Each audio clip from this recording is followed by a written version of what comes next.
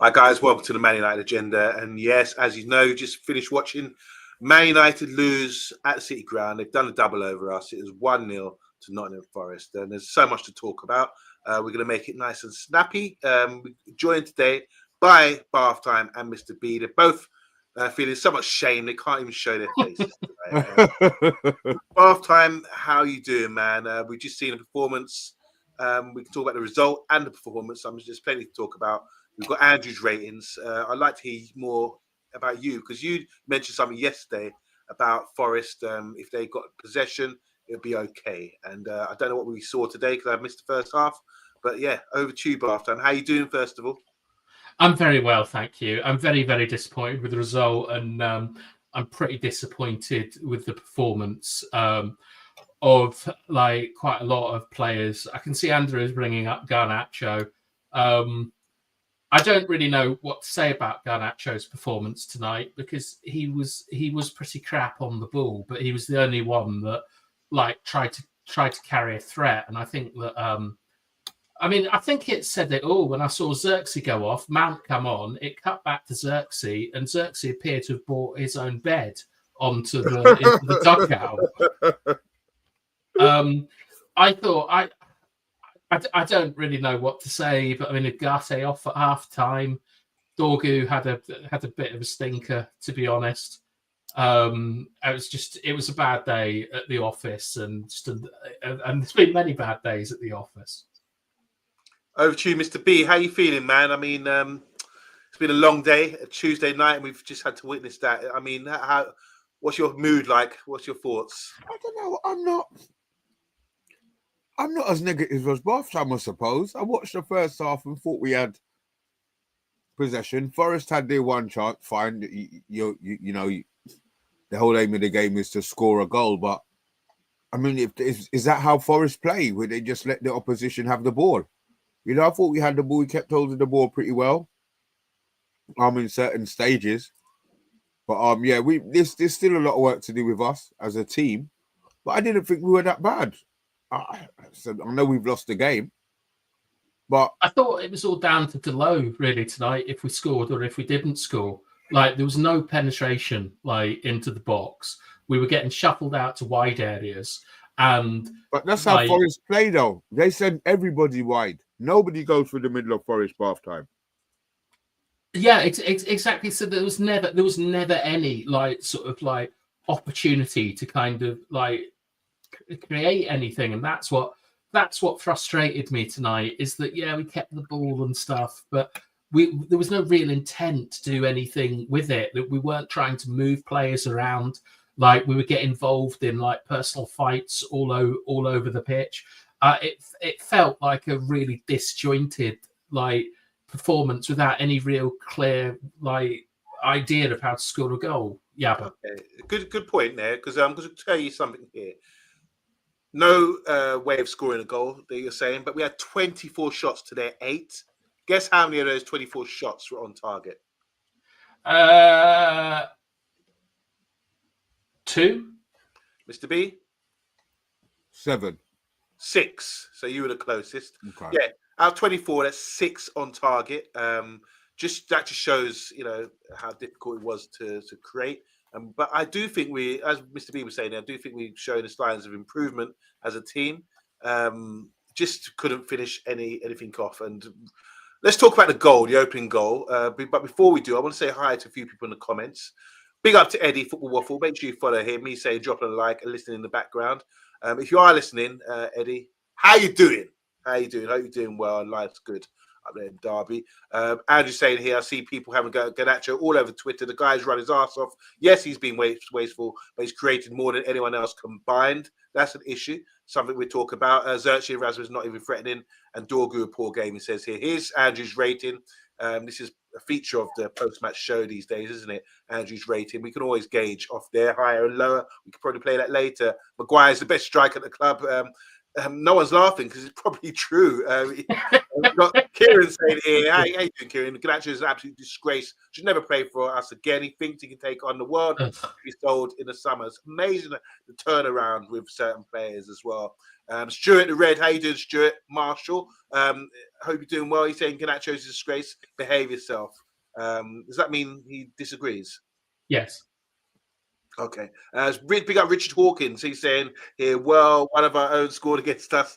The player we gave away to sign Anthony, and we need an out finisher, of course. There's a good point there. Played well tonight. Just need a striker badly. Yeah.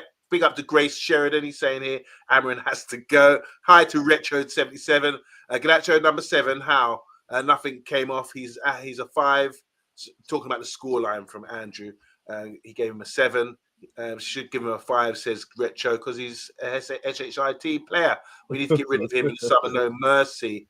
And what else we got here? Big G's in the house saying Ganacho was just being his greedy self. Yeah, again, a lot of hate and a lot of talk about Ganacho. Let's talk about the first goal that we conceded, because it did come early. I didn't see it live. I saw it at half time.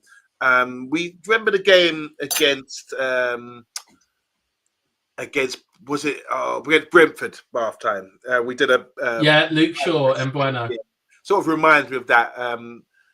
We had Dorgu, who should have positioned himself a bit better with Alanga. But Alanga's basically ran from his own half, drove and drove and drove. What went wrong, Mr. B? I'm going to start with you. Did you see the goal live? What are your thoughts about that? I mean, how can someone do that, especially an ex-player where we know really well? What could have happened? How could we prevented that from happening? There's not much you can do when a man's faster than you. You know, Garnacho was probably the closest to actually tackling him and didn't make the tackle. I'm not sure how that stopped. Yeah, I'll be honest. I'm not sure how. I mean, maybe Bath Time will have an idea, but I'm not sure how you stop that goal. He was gone. You know, once he got in the box, you couldn't touch him. So, Bath Time, explain to you. I just think it's a good goal. I'm not sure how you could stop that. Before I come to Bath Time, Bath Time. Before I come to you, I want to ask you, Mr. B, you're shuffling this away like a sweeper. You're just kicking it into touch. Like hot potato, you don't want this. What about the goalkeeper? Do you think the goalkeeper could have got that, saved that? What about Dorgu, who was positioned near Alanga in our own half for a corner? I mean, come on, have a better attempt. And Alanga had the run on him for the start for the corner. So should Dorgu position himself correctly? Maybe he could have been a little bit closer, but I don't blame. I don't know who to blame for the goal. Yeah, but I'll be honest. Right. I looked at it again, and I just think it's a good goal. I don't know where he could have been stopped in that move. He was gone. Well, Retro77 has got something for you, Mr. B, saying just kick Alanga over in his own half was the cure. But no, he ran 50 yards and we just watched. But there was nobody close enough to kick him. Garnacho. Okay. Bath Time, what are your thoughts about this goal? Let's set it up, because obviously you've covered this quite in detail before. This under 10 No, we haven't. When we conceded a goal under 10 Hag against Brentford, it was a similar thing with Bremo. It's 2 years ago, yeah, but I know, it's a similar play, isn't it? Well, just talk through for those who don't understand, get what's going on there. Yeah. So, behind the scenes for quite a long time, we've been individually discussing corners and things, but I don't think we've ever done it on the show. But tonight, Mr. B was an example of your flat header hitting it out to your rest attack, essentially. It's poor organisation from Amrin for a start. What he does is he sticks his kind of his best sort of what he thinks are his best duellers and his best ball strikers, on the edge of the box into the zone where they're most likely to head it to. Dorgu, poor footwork. To be honest, he doesn't adjust quickly enough. He doesn't bump Alanga, but and as when he's he can't keep up with him, which was a bit of a surprise to me. I know Alanga's fast, but I thought Dorgu was pretty rapid, but he got outpaced there. Morgan Gibbs-White does really, really well in that move. Keeps Mazraoui out of the centre, but really in the same way that you saw Eriksson pull back someone in the second half. And the same way you saw Chiellini pull back Saka in the Euros, Garnacho's got to take one for the team there. Like I think he tried to with the slide, but it's just an example of a poor structure for defending transitions and our players not being like cute enough to understand that you've got to take the yellow there. Thank you, Bath time. Saying Dorgu struggled against Elanga, says Andrew. Was that the whole? You talking about the whole game or just for the play for the goal? And Elanga's best player on the pitch is Andrew again. Stuart saying here. Sorry, Kieran's responded to Stuart saying, Stuart, the wreck. What the F do you give the players a standing ovation? I'm not sure what that's about. Elanga did play well today, says Richard Hawkins as well. Richard, I think Richard mentioned earlier that we sold Elanga to bring in Anthony. I mean, looking back, no one really complained that much when we sold him. I can't remember anyone on the Elanga's just fast, man. Elanga's just fast, man. He just picks up the ball and runs. Counter attack, that's perfect for Forest. Right. We need players with more technical ability than Elanga's. I don't have the price, maybe. Has he improved? But the fact that he's playing, he's getting game time. He's always going to look better once he's playing. Yeah, I mean, for me, I remember like when we sold Elanga, and it was literally just me and Solo that ever really liked Elanga. And I can't lie, a lot of it was because he called him Elangi. But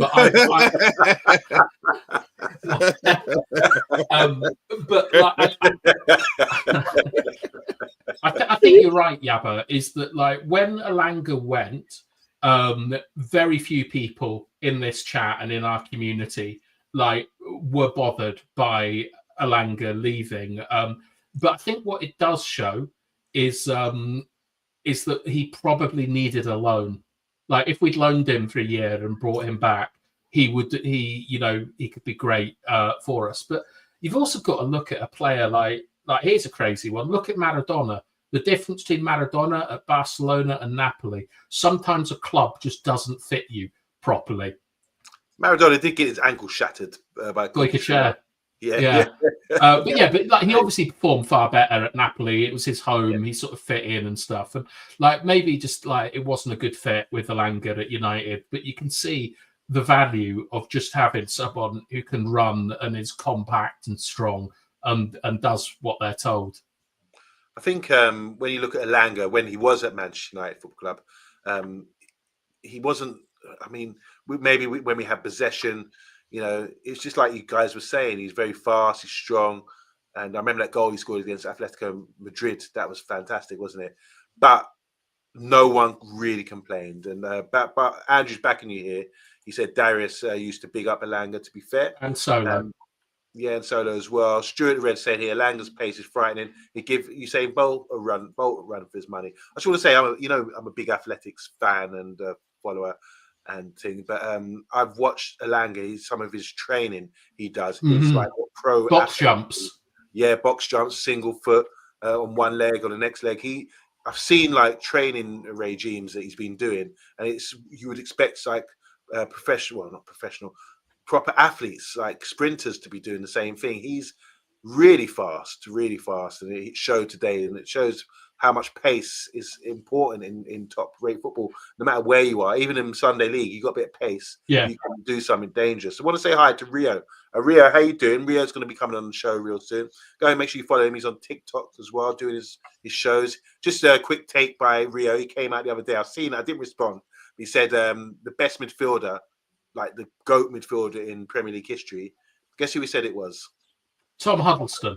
No. Vieira. It's a typical twin. It's De Bruyne. He thinks De Bruyne is head and shoulders above every other Jesus in Christ. Premier League history. But anyway, Rio's saying here, Elanga's solid team system player. In the mayhem, we tried to play him in. It just didn't work. So there you go. It's no point crying over spilt milk. He's gone. Elanga never had an X factor. Yeah, I agree with that. But to be honest, I never thought Ahmad did, says Andrew Williams. I'm learning that sometimes there is more to being a winger than that. Saka is a prime example, of course. He scored today on his return. And I thought Kaza played all right tonight. That's Casemiro until he got taken off anyway. Let's talk about, look, I walked in like 25 minutes late and I heard Ali McCoy was saying It's Yeah. just a great game, you know. And he said Man United have really been playing well. And I'm looking, but we're 1-0 down. What does he mean by that? We did like some sort of like one star, like one touch passing and things. We didn't really lose the ball, but we weren't like doing anything with it. And just out of interest, did you miss Casemiro chasing Alanga down? I must have, if it's in the first half. Yeah, it was incredible. I couldn't believe it, but it genuinely happened. Like, look, the thing is that like Casemiro he was basically playing as the single six and dropping back and things, and Ugarte was being a little bit messy with the ball, not getting it quick enough. Bruno wasn't involved in the game. Xerxes wasn't involved in the game. Dorgu wasn't really involved in the game in the first half.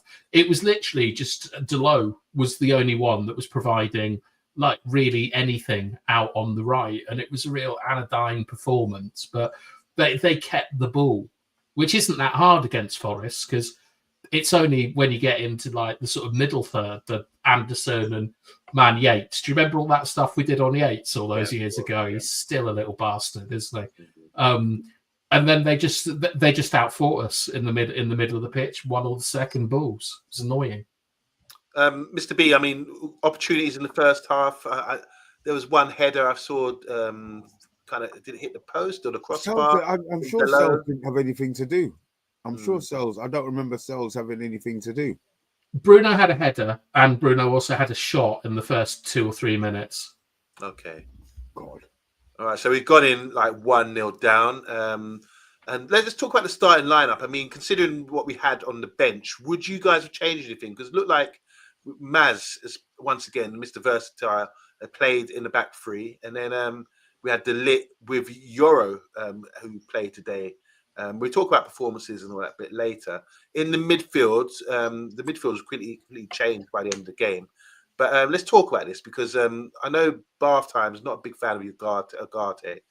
Did he do much today to sort of back up what Bath Time is saying about his game? I'm asking you, Mr. B. What did you see in the first half with Ugarte? So it would have been Ugarte and Casemiro. What are your thoughts on that? You need to be combative against the team. From when you get taken off at half time, you know you've done something wrong.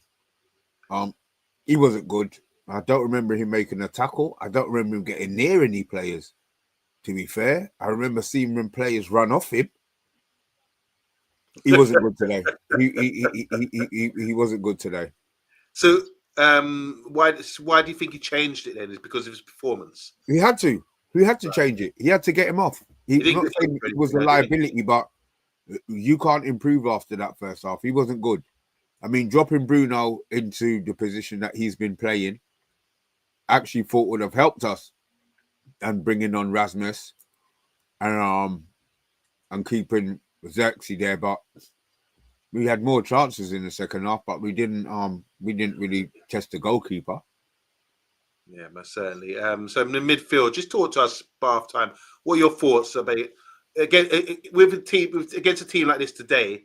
Did we need Casemiro and Ugarte as a combination today? And considering what we had on the bench with Eriksen, would you have considered starting with something else in hindsight? I know it's always maybe. I'm not sure, because the thing is that like Yates and Anderson are like, in my opinion, the best like partnership in the Premier League as midfielders. Like, I'm huge fans of both of them. They're very annoying players. And I think that you need a degree of physicality to deal with that.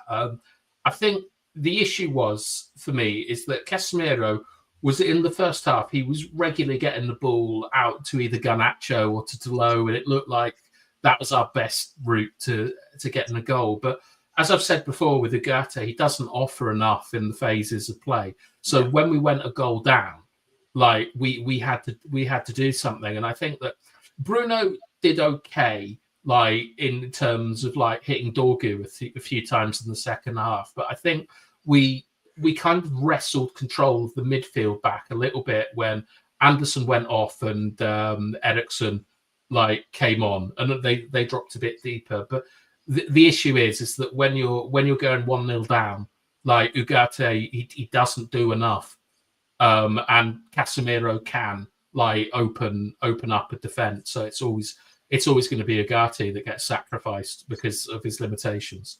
Good point. Yeah. So we're talking about we had 28 shots or 28 shots today. Just couldn't break them down. Let's just do this now because everyone's asking. Got Rhea here a bit late to the party, as Andrew's saying here. But yeah, have you mentioned Garnacho yet? Let me just counter this because Mr. B, Andrew was saying earlier that Garnacho is the only one running, penetrating, get off his back. I mean, can we talk Garnacho? What are your feelings on his performance and him overall? Because you compare him to, I'm not comparing him to Langa, but when I watched PSG the other day, and the Napoli guy, the Georgian guy, who Napoli wanted to take Garnacho, didn't they, to replace what's his name? Kvaratskhelia. Yeah, you can say that. So I was watching him, and I think he slows it down. He can beat a man. He's not one pace, and I want to see Garnacho learn from that in a way to make himself more effective. What are your thoughts on Garnacho today? Because everyone's on his back. How do you feel? I'm not a Garnacho fan anyway. I would have sold him. Yeah. To get this 60 million to get somebody else in. On the right hand side, I think he is a better player for us. But I just think technically we can get better than Garnacho, and if even for his price, if it was a 60 million gone, and we had to buy a 60 million player, I'm sure the player that we would buy would be better than Garnacho. I mean, look, Garnacho's game is running. He's always going to have that over a lot of players in the team. He's always wants to be direct. I'm just not sure he has an idea of what he's doing once he starts running. And that's maybe the issue that I have with him. He runs, that's fine. But what are you doing? What are you thinking about doing while you're running? The angle that you're running at, the line that you're running at. What are you going to do when you get in a certain position? I don't think this goes through his head. I said, look, Garnacho's Garnacho. I would have him sold, Yabba. I would have him sold absolutely. No problem at all. You got some backup here in the comments. Jermaine, how you doing, Jermaine Sweet? Says Garnacho needs to stay on the right-hand side. You just said that. When he goes on the left, he becomes like really sharp, which that suggests means can't see nothing. And let's just a couple more comments here. Retro's talking about the whole morale of fan base is saying here the Glazers are doing this to you, sabotage for years, make us want to give up on this team. Very clever, one of their tactics, I'm sure. Rio saying here, to be honest, I shouldn't get angry at Garnacho. He's just not a good player. I need to accept that. I think, look, I'm with Andrew. I think Garnacho, he had a great shot where he dropped the shoulder, got a yard and had a shot, but Yates blocked it. That was going on target. I think he was always trying to do, to drive at people and get something on. He's very direct. He's the only one in the team. You got Xerxes pulling strings and doing everything. But he's the one who's going to run at someone, try and get shots off, and you got to try something like that. I'm not on his back. I think he tried his best today, but I think with someone that age and we write them off already, I think there's room for improvement. Like I said, comparing it to the Georgian guy, I think if you can learn from that in 2-3 years' time with a bit more maturity, games like this, he'll learn from, he'll be thinking about it, right? What do I need to do to be more effective? I think he's got a learning curve on him. And the longer he stays at the club, hopefully he'll improve. Bath time, your thoughts on Garnacho today and in general, and what does he need to do? Is there any sort of a room for improvement with him? Is there more? Well, there's loads of room for improvement with him. I'm kind of like I'm much nearer like you and Andrew than the rest of the chat because one thing we don't do as a team is move blocks, and you'll get a lot of people who will say stuff like we need to move the ball quicker, we need to pass it about faster. We don't. We need to commit men and move them about. And Garnacho is the only one that consistently does this. Like when he gets the ball, Mr. B is right in general, where he doesn't know what he's going to do, but it's going to end up in a shot. And that's kind of the problem. Like he really reminded me tonight of like maybe second season Ronaldo, like where he showed a huge amount of courage to keep going. And there were players on the pitch that tonight didn't show a lot of courage and their head went down. And Garnacho just kept going and going. And that is something I really like in footballers.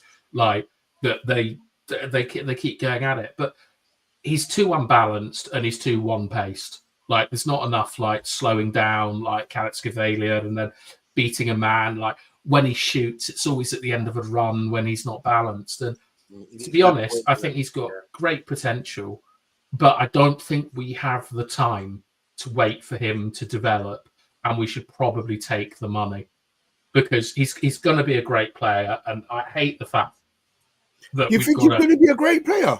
Bath time. Yeah. Okay. I think that when he because the thing is we can all say like he's got all these weaknesses in his game and stuff. He does stand out against most teams he plays at as being a problem. Like, they have to deal with him because he gets the ball and he commits you straight away, and then he goes. And that is something that no one else in our team does, is commits their man right away, and that means that like more spaces and things open up. That's why I think he stayed. That's why I think Amrin wanted to keep him. But I think in the summer they will find somebody who is just as more polished with these runs. Yeah, but more polished. Yeah.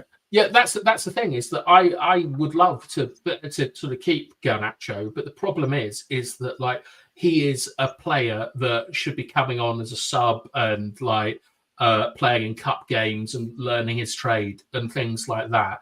We're like overplaying him. There's not enough accountability for him to improve the actions. Like, I always talk about this, but that when he like messed up against Liverpool, where all he needed to do was take a touch inside Trent and he would have had a tap in, he still hasn't like improved his balance or his coldness like in the box. And as I say, I'd love to keep him, but we're not in a position. We've got to take that that's money. a learning thing, Bath time, because yes. I know, but I know you might not like this comparison, but Harry Kane the other day, his goal where he waited for the defender to make the move before.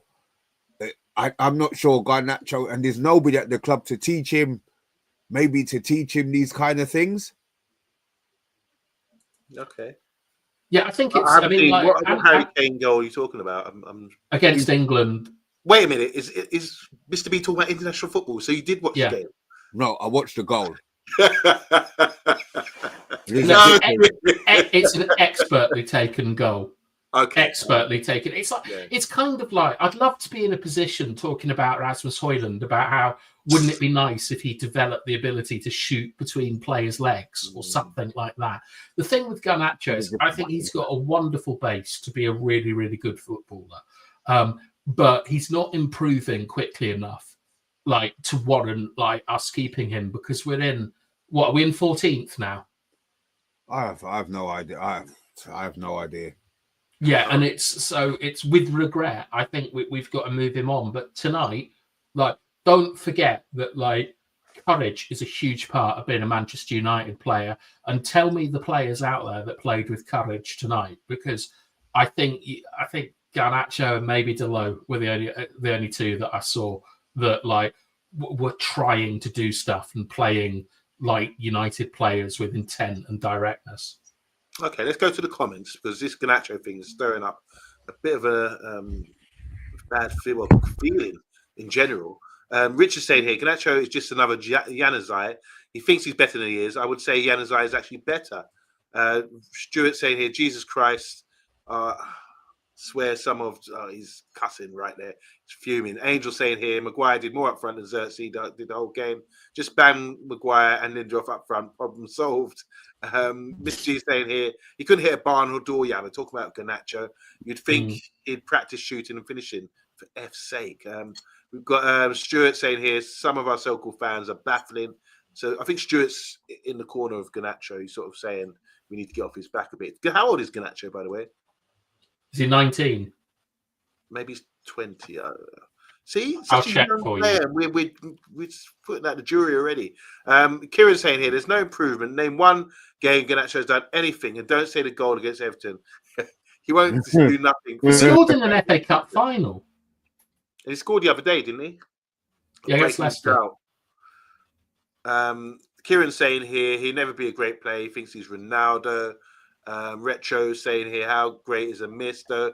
Time and time again, he's not even close, Ganacho. I'm with Mr. B. Best Palace up there, says Mr. G. Sorry, Big G. Checking the post. Take the money around mediocre at best, says Richard Hawkins. It's all Ganacho talk. Jermaine saying here, when Ganacho figures it out, it'd be great, but when would that be? And we come on to Rasmus as well. A Retro saying here, if Ganacho somehow is the reason we get Osherman, I will tolerate and forgive. Crosses, he doesn't get any crosses in. If he doesn't get any crosses, and if Ganacho plays, so no crosses into the box. And Stuart again is still fuming. He's just saying plastic fans. Richard saying here, there are certain players who can be greedy with the ball because they have the talent. Best, Giggs, Willie Morgan, Kanchelskis, Ganacho has none of their talent. And Kieran saying here, big deal, an FA Cup final. Try turning up the other 38 games. Wow, this is really Viva Ganacho, says Stuart the Red. He's the only one standing up for him in the comments. Amarin has yet to impress as Chat Sports as well. Look, Amarin did. That is. What did you think about Rasmus not starting? I think that was a good choice. I was surprised. I was surprised. Oh, right. Okay. Why were you surprised? Because he hasn't scored for 23 games, and then he gets 2 in a week, and we bench him. That's straight out of like the Ten Hag. Well, he scored for us. Yeah. And then he scored so he's got a lot of goals by his standards in a week, and then we put him on the bench, and he didn't seem to be injured. It seems strange to me because Xerxes isn't really going to be attacking balls in the air with any success, and the only kind of route to goal we had was like crosses from Delo, really, or half space crosses from Bruno. And I'm not, I don't know if Rasmus has scored a header. He might have got one against Villa, but surely he'd be a bit better at it than Xerxes. So I was a bit surprised when I saw our game plan. Okay, Mr. B, will you be surprised about that? I don't think. I thought you were going to start. I thought you would have started him. Yeah, but you know what? I'm a bit surprised because I think if he would have started, we would have said, "Oh no, we can't start him. He's not scoring goals, or whatever." It's funny how in hindsight, we can always make an argument for other people, but I had no issue when I saw him didn't start and Xerxes up. I thought, okay, that's interesting, that's good. And I didn't even consider that he scored in the last 2 games. To be honest, I didn't think about that, but he did obviously score against Portugal and do a celebration, the Ronaldo celebration. Oh man, yeah. He came on. What did you think about Rasmus when he came on though? Because instantly he made a run into the box. Okay. Hold up play, movement in the box. I mean, these are the things that we're looking for with Rasmus. Getting on the end of things. Are we seeing that? Did we see that? He was better than we've seen before. I mean, don't forget, Xerxes hasn't scored for 4 months. He last scored in December. And you can kind of see why he was pretty anonymous today, in anything that really counted. I felt that Rasmus's hold-up play was far better than I was expecting against those 2 big bricks that Nottingham Forest had, and I think he did. Okay. I wouldn't say that he was anywhere near the worst player on the pitch, or he had a stinker. I thought he was. Yeah, I thought he was okay. I mean, Mason Mount had a shot, and then I never saw him for the rest of the game. But at least I saw Rasmus doing stuff and trying to make something happen. Can everyone just give Stephanie Griffiths a wave? We're all waving. The other 2 probably are behind the screens, but big up, Stephanie. I hope you're doing well. Can I just talk about the 2 centre backs from Nottingham Forest, because we did talk in the preview about them and sort of lauded them up. But I heard with them and Yates, I heard through the screen a couple of 3 or 4 blocked shots and challenges. Well, I thought that's football. That's men's football. Boom! That sound where committed. All those. They like defending, don't they? Yeah, and the size of that Serbian guy, he's the business. He looked the business today. Really strong and tough. And then his partner as well. They've got a good partnership going on. Mr. B, what do you think about those 2 defenders? Do you think that's the main reason that they're up there because they're well clear in third place now, aren't they? I think it's just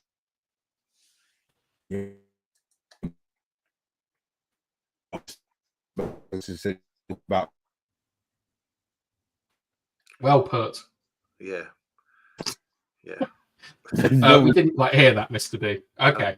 What do you think after? I just want to talk, just give some credit and see how we can sort of gauge where we're at with our defenders. Because Euro, I don't think Euro's not that sort of player.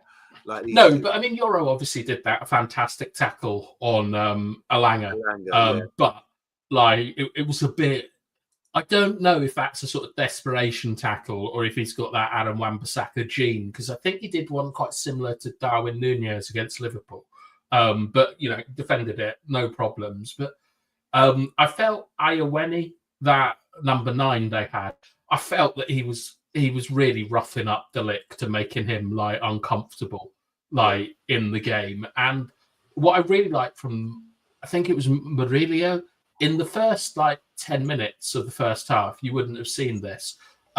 He was trying to hold Xerxes off, and Xerxes actually managed to sort of, do him and get round the side because he was just trying to hold, Xerxes off so the keeper could come and collect it. The keeper didn't, and he tore the keeper's head off. And I like that because I want someone to do that to Onana, who... To give him his credit, Onana, I've got no issues with him tonight. But I just... Sorry? Thing to do. Yeah, so I've got no issues with him. He was all right. His passing was fine. He didn't do anything Onana like. He wasn't an issue tonight. But I think that they're great. Those two Yabba. It's like Vidic and Vidic as sort of partnership. They just love defending. Richard's saying here, I remember Nuno playing for Porto. He's had a good career, hasn't he? And as a manager now, he's doing the business. He was a goalkeeper, wasn't he? Yeah, Amorim has scored against him. Oh, wow. A lot of Portuguese and Brazilians on display today. I saw a poll. They were asking which nation produces the best players all time, and I think everyone was voting for Brazil overall, and I couldn't really argue with that. Football, what crazy game, and you do need those characteristics. What's taken Forest all this way? They're a very strong side, aren't they? And showed a lot of character. I've seen them. A lot of them were arguing with one another, like you said. Gibbs White, yeah. Gibbs White was arguing with the Serbian centre back at one time. I missed the one you talk about the pass back or the communication between him and the goalkeeper. But that's what you want to see, isn't it? That sort of desire. Best player for Forest. You talk about Elliot Anderson. This guy's come from Bristol Rovers. Didn't get a chance at his hometown, Newcastle, and was offloaded to Notts Forrest. You're saying now he's a quality player. Like you said, he's my favourite midfielder in the Premier League. What is it about him that's so good? What do you like? If I could give him a nickname, it would be McWinks. If that says he's got. I like his use of the ball. He can play simple little passes. He can spread it. But his first thought is to get it in between the lines. He likes little give and goes, and he's pretty good at moving blocks. Like he'll just nick it past the player and then go round him, and that's so important. Like for a number 8, and then he's got the physicality to go with it, where he's a powerful runner. He wins his duels in the air and on the ground. He absolutely ate Ugarte alive, like in the game with like better technique and stuff. And like Newcastle had to get rid of him for PFP or whatever it is, financial fair play, which just shows how stupid a system it is. But like I think that like Wharton and Elliott are the England under-21 midfield, and part of me thinks that they're probably better than the senior midfield as a balance. Oh, wow. But I like them. I really like Murillo, the centre back. Yeah, I think that he's really good. Aina, that left back that went off injured, is decent.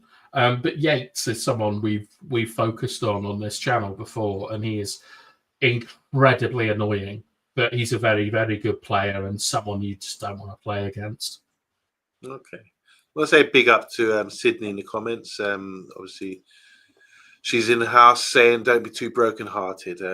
Wasn't an awful performance today. Obviously, we had 68% possession.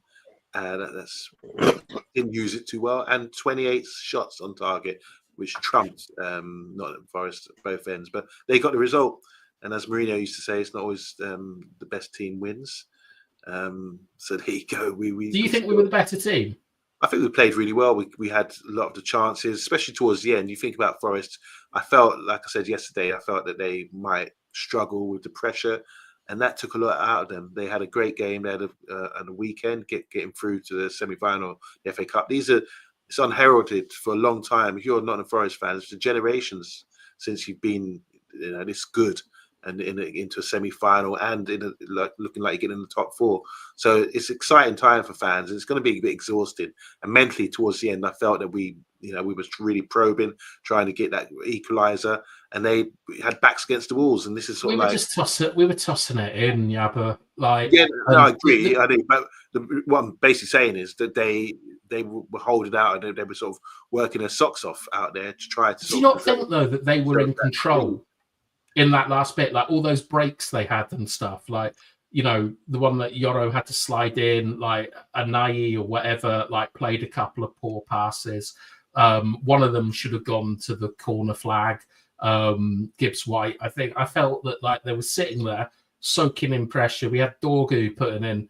He put in a decent ball to Maguire to give him his due, but like he was putting in trash. Like, agree. And like, yeah, I mean, like, look, people know what I think about him, and he had a bit of a generational stinker tonight, but I give him a little bit of credit. Like, as Garnacho started taking the game by the scruff of the neck, Dorgu was with him, like, giving him options. Like, Dorgu didn't hide in the last 15 minutes of the game. He hid in the first half, but in the last 15 minutes, like, even though his passing was terrible, his striking was terrible, like he had a terrible game. There was intent there. So like I'm gonna kind of let him off tonight because there were other players that like had no real intent, like Mason Mount, for example. Xerxes, I thought was really, really poor. Delict, I thought should have had this striker munched up without any problems, but he seemed really affected by him. Yeah, Mr. B, you're back with us. Testing 1 2 1 2. Maybe we could have played a few 1 2 1 2s around the box to open it up. What are you saying, Mr. B? I haven't heard from you for a while. I look at the game.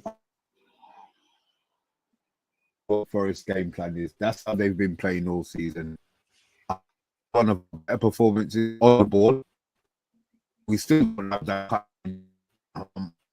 We're quite in position short, but you could see this today in regards to maybe keeping hold of the ball. I do believe that our midfield, the two in midfield, is still an issue until he gets that sorted. But I'm not overly pissed because I don't expect much from the team. Especially in the Premier League, there's too much. In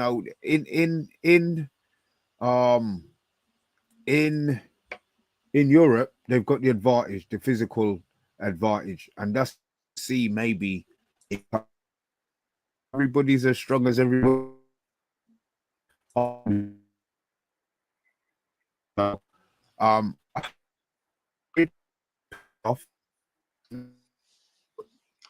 Sorry, we're struggling to make you out, Mr. B.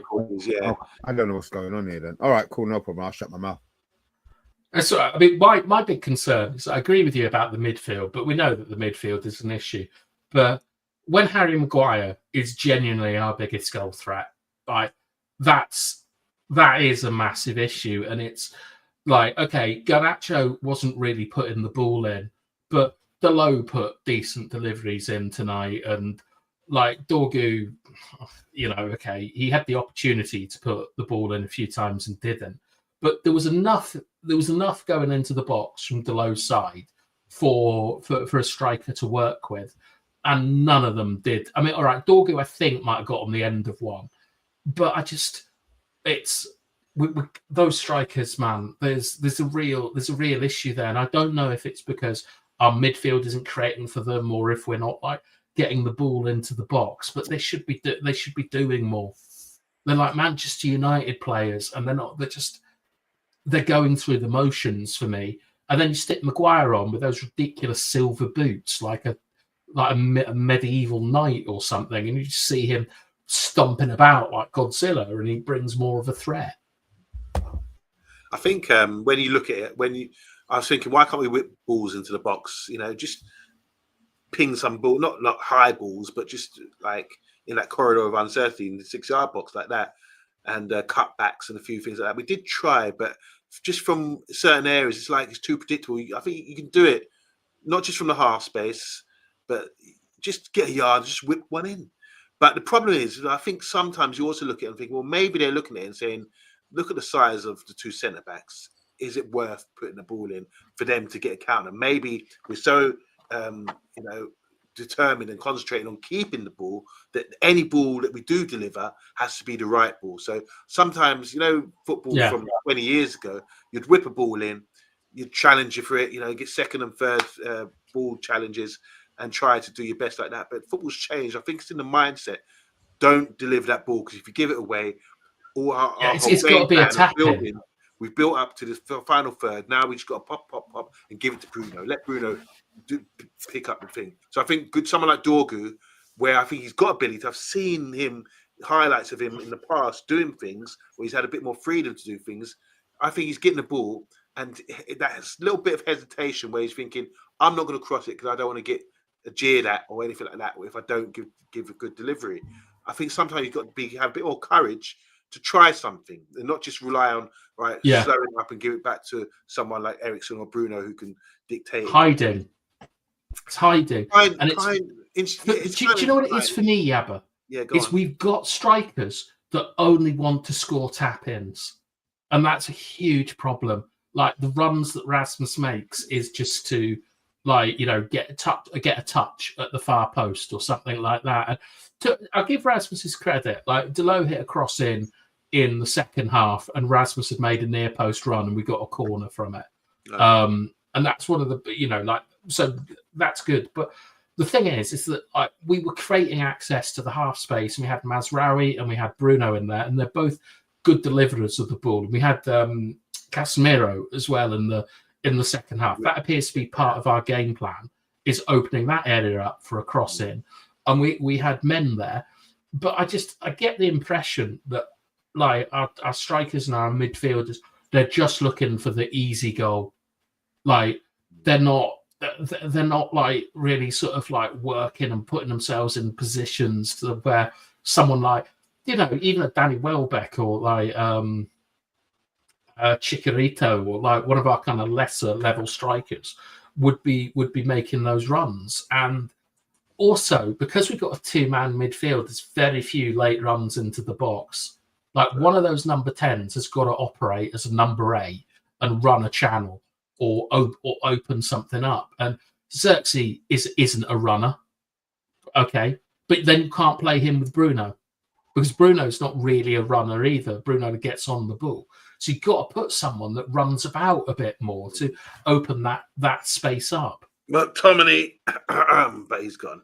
Well, yeah, but it could be Mason Mount. It could be like it could be anyone. But like you need to have a runner there. I mean, to be honest, looking at like Maz, what Ten Hag did, put him at a number 10. I'm wondering if that might be a solution of someone who can just like run a channel and put in reasonable quality. Because you don't need to be on the ball too much as a number 8. Yeah. Going back to England international football, I did watch it. I thought Declan Rice, they were playing against stubborn teams, weren't they, England, in their 2 games. And Declan Rice made a run to give, squared it across the goal. But it opened things up by making that run, unselfish run. Channel run, yeah. And for one of the goals, he just squared it for maybe Harry Kane or someone to score. which I thought that was the way to open up. Very simple, but someone's got to do that work. Guys, we're going to wrap up very soon. So quickly, we got next game is a tough game, isn't it? I think we got Man City in the derby at the weekend. That's on Sunday.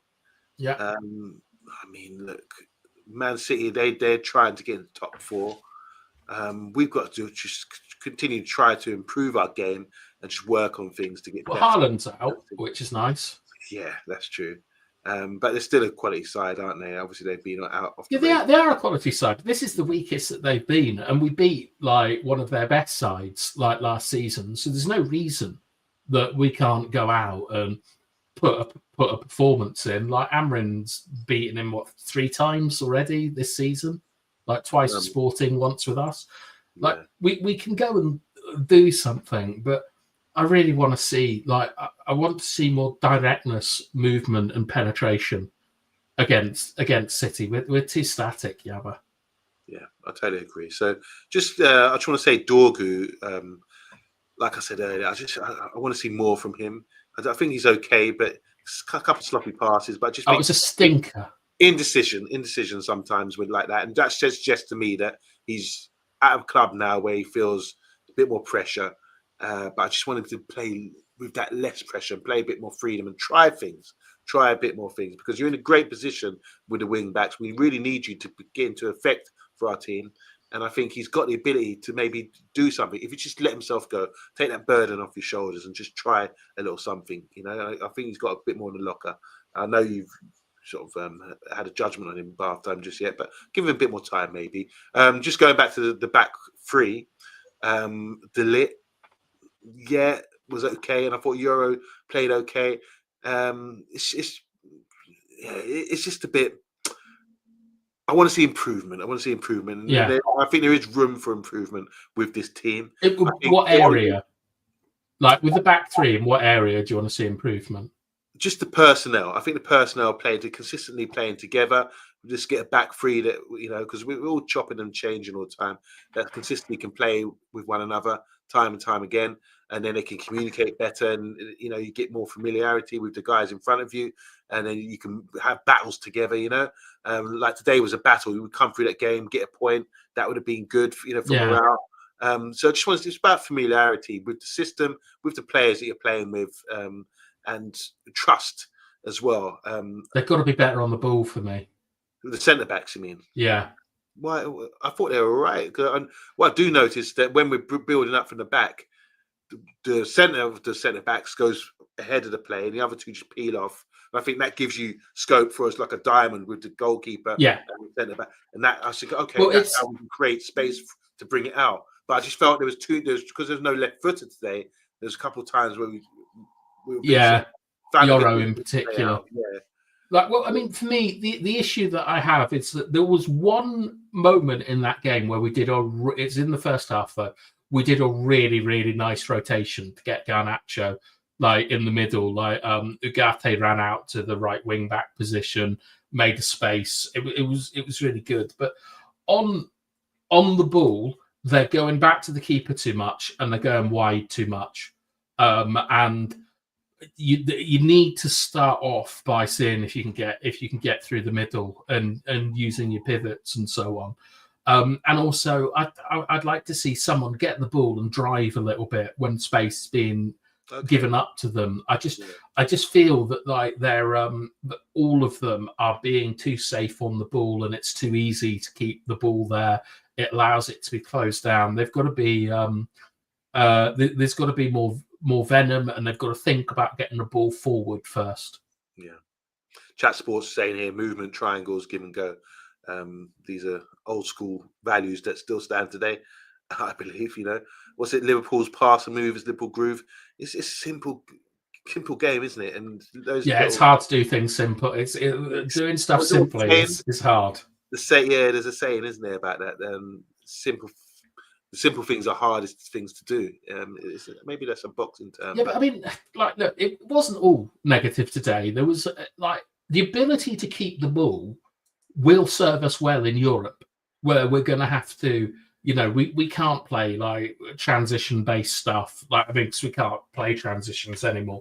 But the ability to keep the ball is very nice and stuff. But I think that a lot of people should be considering a little bit about Ugarte getting taken off after 45 minutes is quite big, to be honest, because it really does show that, like, Amorim wants he wants just much more from his midfield. Like, very rare to see your midfield change by the 60th minute. Can I Like, just completely. say that Amorim manage Ugarte at Sporting when he was playing. Ugarte played his best football, so he does know. He's not like he's unfamiliar with the player. He also sold him. Yeah, Like, but they got good money for him because he's playing brilliantly. So maybe he had no choice in that. I mean, Sporting can't turn down big money for players, can they? But I mean, you've seen him, but you know that he's not really good enough to play in a two-man midfield with, like, the creative stuff that's needed, the nice touch and things like that. Yeah, he runs about, he makes some tackles, like, wonderful, but it's nowhere near enough. And you know, he's brought Casemiro back in basically for this, where he wants Bruno further forward. That much is clear, and yet he has to keep dropping Bruno to basically play as a number 6 in order to progress us, like, up the pitch. And you know, even just hitting them long balls out to Dorgu or something, like, we're really struggling for a basic midfielder. Yeah, I do agree with you. I think so. A basic midfielder like you work so hard in your game, hitting balls, hitting free kicks. You know, be able to sort of short and long. You can play that sort of game, but I don't see very rare. I'm looking at it today and I'm thinking, and in previous games recently as well, I'm saying who in midfield can get the ball at his feet, and I'm confident left or right foot can ping it, you know, to feet. And Casemiro can do it a bit, but I don't like him. I don't know. I just don't feel it sometimes feels that's all he's got. Casemiro is that, and it's easy to defend against, because when you one of the ways that you get out of a press is a pass inside. So you go out wide. This is what United do. Like, we'll hit it out to Mazraoui. He'll draw a man. He'll pop it off to Delo. Delo will either beat his man or pass it inside to Xerxes, who's running in, and then Xerxes drops it off. And that player that Xerxes drops it off to has to hit the switch to Dorgu, and then you're in business. And time and time again, it dropped to Ugarte, who can't do that. Or it dropped to Casemiro, and he's a little bit slow. There's pressure on him and things. But when that guy is Bruno can hit that switch. And we need like 3 Brunos. Like, I know people go crazy at that, but we need like Bruno at false 9, Bruno at 10, Bruno at 6, probably Bruno in goal. I bet you he's all right, better than Anana. Just a couple of comments here. Stephanie saying, would you have put Collier on instead of Ericsson? Probably not. Okay. I thought Ericsson did quite well, to be honest. He controls the game well. I think he's a great player. Look, Ericsson would be like Ericsson and Kobe would be in every single one of like my starting lineups. But the issue with Collier is, if you go back to when we played the Romanian supermarket team, Collier he was not good at receiving the ball. He wasn't great at controlling it, and we haven't really seen him since that game. And I think he might be a player that could do with a loan, even though he's probably a bit older than people think. I think he might be 22 now, which, you know, like we sort of think he's 17 or 18, but he's 22, 23. And I'm not convinced by Collier, but what he does give you is running, height, like power, dueling, like good player to have in your squad. But when you're looking to win a game, Steph, do you want to, or when you're looking to get back in a game where you need a goal, do you want Collier or do you want Ericsson? For me, it'll be Ericsson every time. Okay, Ericsson's class is Chat Sports. Chat Sports also saying here, midfielders are waiting for those much-needed win-backs to make those runs. This system is totally reliant on them to stretch the pitch for our number 10s to operate. Chat Sports, big up to you. Great to have you on the show. And do you think that's correct? Yes, yeah, it is. Let's read this again. So his midfielders are waiting for those much needed wing. I think I agree with him totally, is the wing backs need to be effective in this system. I think they need to be. We're not really penetrating or doing much from wing back. We're not seeing much happening from that area. And I think until that's triggered and we will see our team improve, because we need to create more or bring more from that sort of area. When, like I said, with Dorgu getting the ball, he's a bit hesitant. Just got to get into the game and relax more, and just do his thing and just drive and just be a bit more confident in what he's doing. Same with the other side, whoever's playing the other side. The only time we've seen it where I've been excited this season at wing back, where we've said is when Ahmad played there. He's picking up the ball and he can chop inside. He can go. He can drive at people with skill, with the confidence to beat a man, and committed players. Yeah, so I think once that clicks, the wing backs clicks, our system will definitely sort of blow up. See, I think that when you think about the space for a number 10 to operate, what Chat Sport is talking about here is horizontal space. That the wing backs hold the width, they stretch the pitch. But when you're playing number 10, what you really want is a striker stretching the pitch, because that increases the space between the back line and the midfield line. And like, I actually think sometimes we're too wide. Like, if you look at sort of like modern football, you wanna get this idea of a jail, and the way you put players in jail is that you're just as wide as you need to be. So there's space for you to go out wide, but you've squeezed everyone into that pitch, and then you have your big centre forward who runs in behind, and that gives you the space for the number 10s. But the issue is that Xerxes, he's got something. There's no doubt about it. But what he doesn't have is a goal since December or pace in order to sort of do anything. So you've got to stick someone around him who's got that pace to get on his balls. And we're just such a mismatched team. Like, it's just terrible recruitment for years, Yabo, with no focus on physicality or cohesion. Well, hopefully that will improve. I mean, we've got youngsters coming through, and I think it was Vincent, who lives in Birmingham. He went to the Villa game yesterday. Unfortunately, went out on penalties in, I think it was a semi-final. You met Ferguson. Yeah, and I saw him. We met Phil Jones and Darren Fletcher as well. Big up to you, Vincent Bullock. You always got a VIP pass. It's like Forrest Gump. You know, like Forrest Gump, like met every single like president and things. Yeah. It's like Vincent just out living that all access. I'm sure you got an all access pass or something, Vincent. But it's lovely to see your photos. I saw you posing up with Phil Jones, and I didn't know Fergie got a bit photo of Fergie, but Phil Jones. It's a terrible photo. Fergie's not in it. It's just Vincent, and you could just Fergie's got his arm around Vincent, and the guy's taking the photo is just taking a photo of Vincent with Fergie's hat in it. Never mind. I'm sure he's got loads with Fergie. Yeah, and I just want to say, just going back, I'm going back a bit further in the chat. It's not my business. Well, it is my business because it's our channel. I just want to say, Stuart Marshall and Kieran, I know it respects you two guys, because you at the end of the show you have sort of here we go. Kieran saying, I want to say sorry, I was a bit over the top, just very passionate as a United fan. Look, we all disagree, guys. I saw what was going on. I knew this would end up you guys shaking hands and making up. Yeah, it's all respect. That's what we love on the show. So respect to you, Kieran. Respect to you, Stuart Marshall, as well. We got no problem with people bumping heads. Absolutely. So we do it all the time, you know. It's after a game as well, isn't it? Yeah, but like exactly. They're going to be arguing, as long as you sort of are respectful to each other. I'm not a massive fan of Stuart calling people plastic fans and so on. But like, look, it's heat of the moment, passion for the club. Yeah. It's no like problems. Yeah, I've got no issues with that. Everyone gets a bit of banter, a bit heated during games, but after the game you shake hands and you get on with it, don't you? Sometimes on the pitch I feel like I want to kill this guy. And then when the whistle goes, I'm like, hi, well done, mate. Yeah, high five, hug and all that kind of thing. So respect to you guys. And me and Bath Time, we bump heads a lot of the time as well, but there's love and respect. We've never had a proper fight though, have we? Where we got angry with each other. No. But it's just respect, isn't it? Big up, Stuart. Thanks for the loving the attire. Can I show you? I got. Go on, show me. All right, hold tight, guys. This is good. I'll do the comments while you Yeah, show me comments. whatever I'll this be is. back in 2 minutes. I'm going to show you something that I received today. It's lovely. Just 1 sec. All right, we're doing a fashion show now, lads.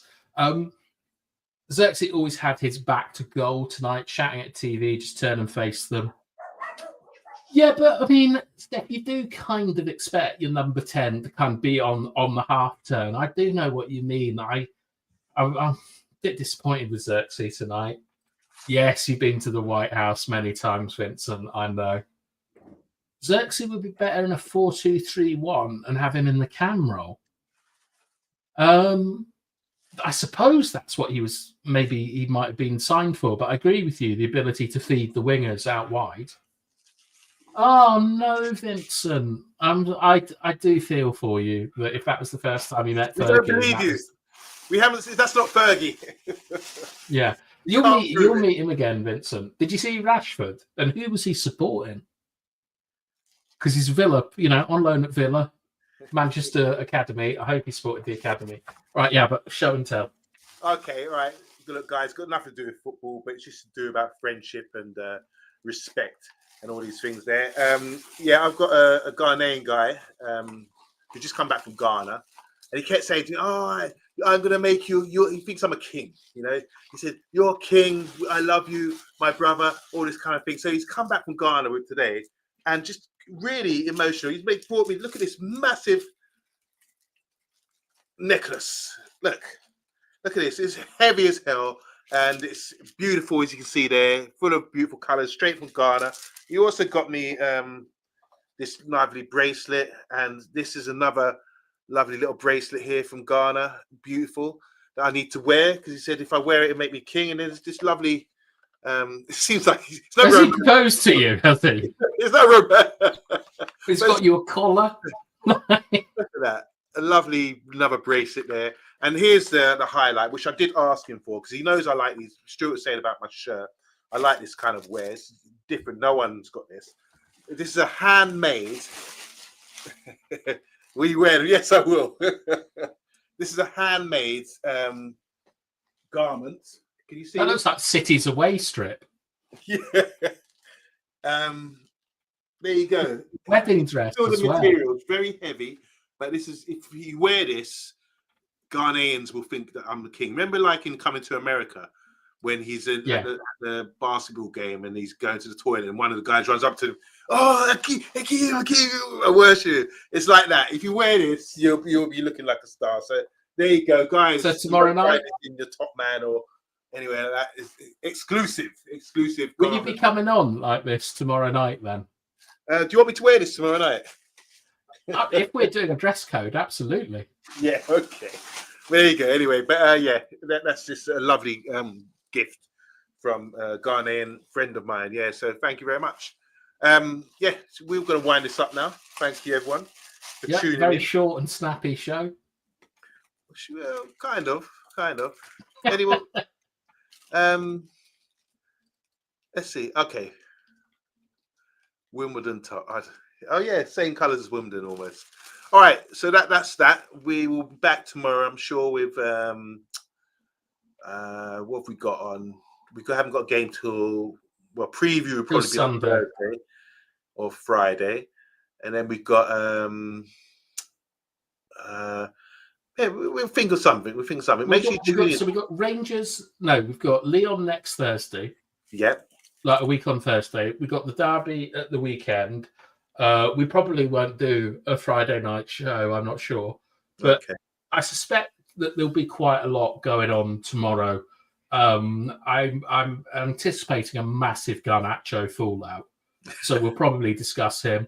And yeah, I think it'll probably be more of like what happened yesterday. It's always good to get a sleep and then sort of think about it. Like maybe we could do something on corners, because we did concede from a corner tonight and it wasn't an accident. Yeah. Like they were playing for that. Yeah, for sure. I know what I think. I've got my thoughts on that, and it could have been prevented. How? I just think insurance. You set yourself up with insurance. I think Dorgu, first of all, should have been a lot deeper. So it wasn't the case of Elanga getting the ball and running away from him. He should be getting the ball and running to him and slowing him up that way. But that's the start of it. And then beyond that, obviously, Garnacho should have brought him down. And I think the keeper, funny enough, if you dive, you've got to move your feet as well. Don't just dive and fall. Move your feet and go.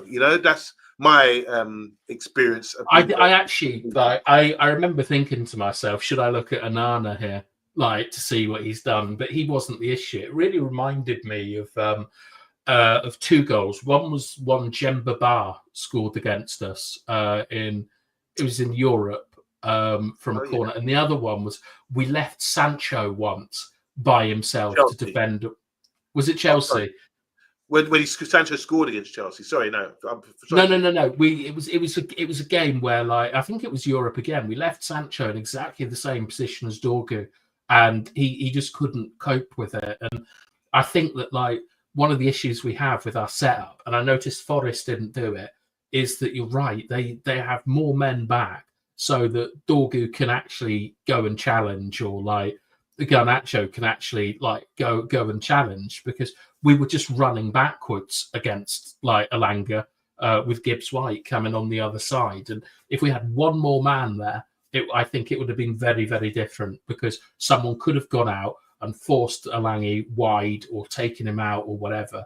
But it would have been face to face rather than Garnacho, he should have just tackled him, or Chiellini did or whatever.